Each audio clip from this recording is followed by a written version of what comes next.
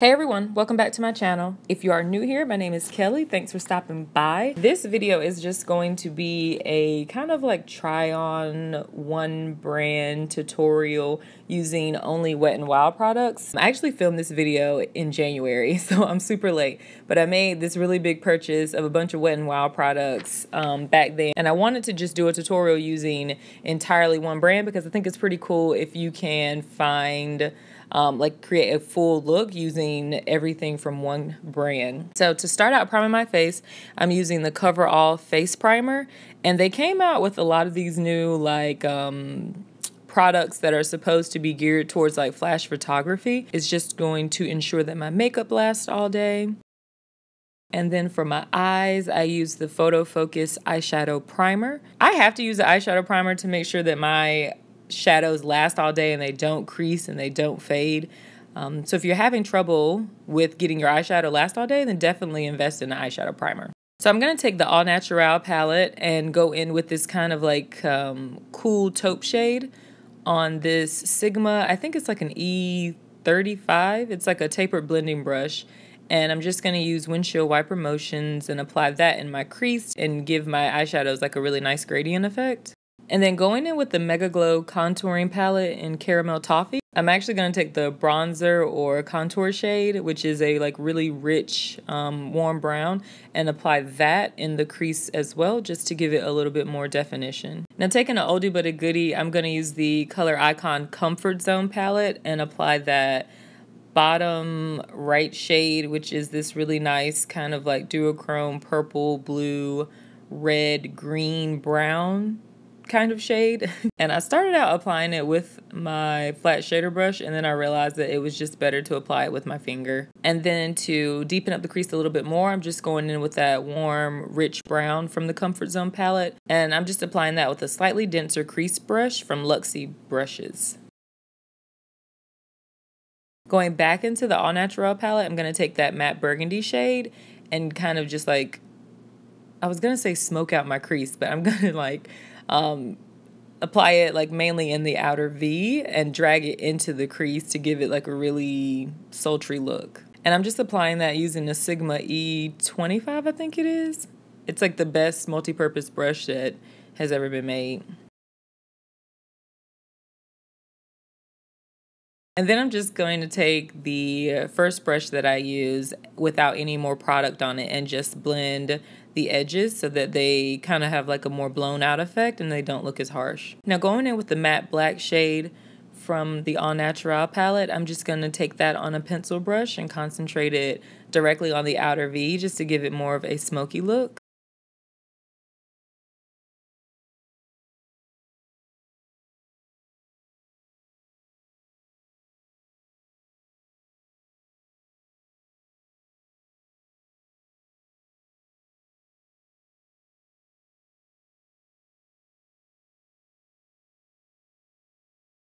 And to highlight my brow bone, I'm just taking that light cream shade in the All Natural palette on a really kind of fat shader brush.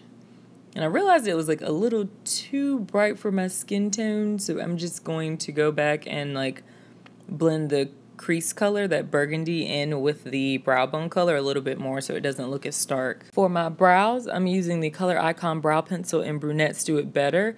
I like this brow pencil, but the only thing is that I find that these really soft, waxy brow pencils kind of just like melt really quickly, and they like you need to sharpen them a lot more frequently. It's really nicely pigmented, and I like the spoolie on the other end, but I just feel like you're gonna run through it so fast because it's so soft. Instead of doing any type of pencil or gel or liquid liner, I just took that matte black shade from the All Natural palette and then used like a really tiny angled brush from, I think that brush is from Sedona Lace, or no, Royal and Langnickel. And I'm just using these Wet n Wild false lashes in Shuttershock.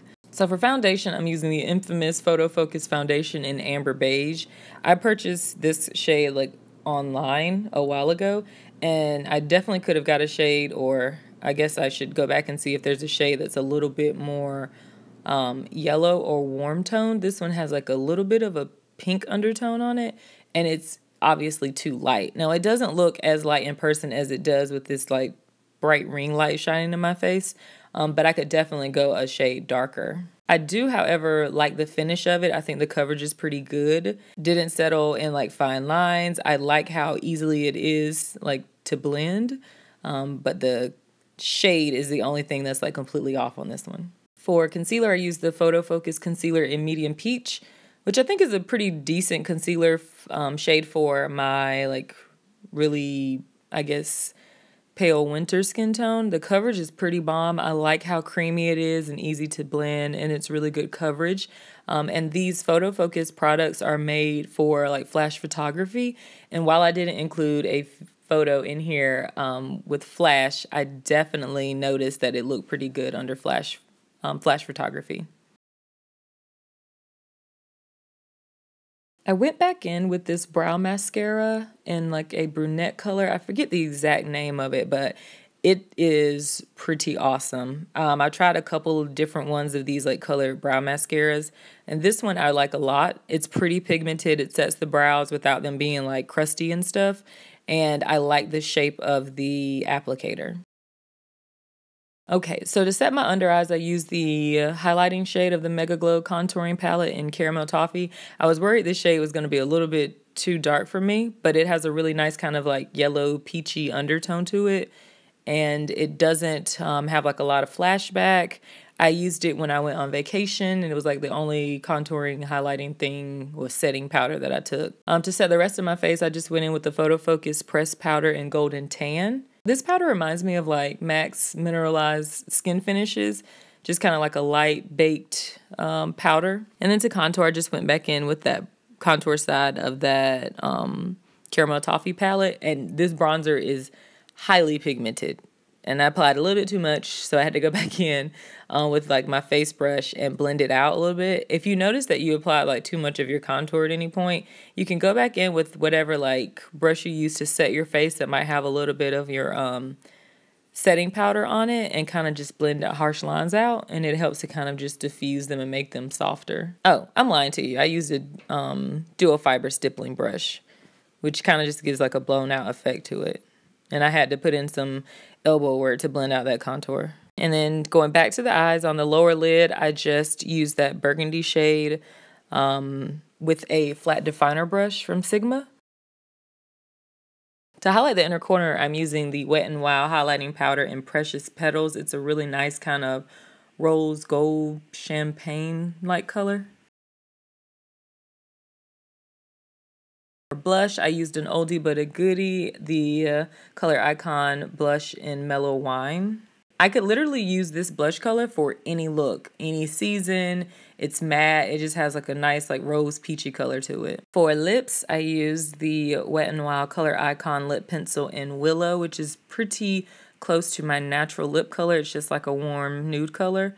And then for lipstick, I used one of the Color Icon lipsticks in Raven Raisin. I have an entire swatch video where I show you a bunch of the Mega Last lipsticks that I have from Wet n Wild.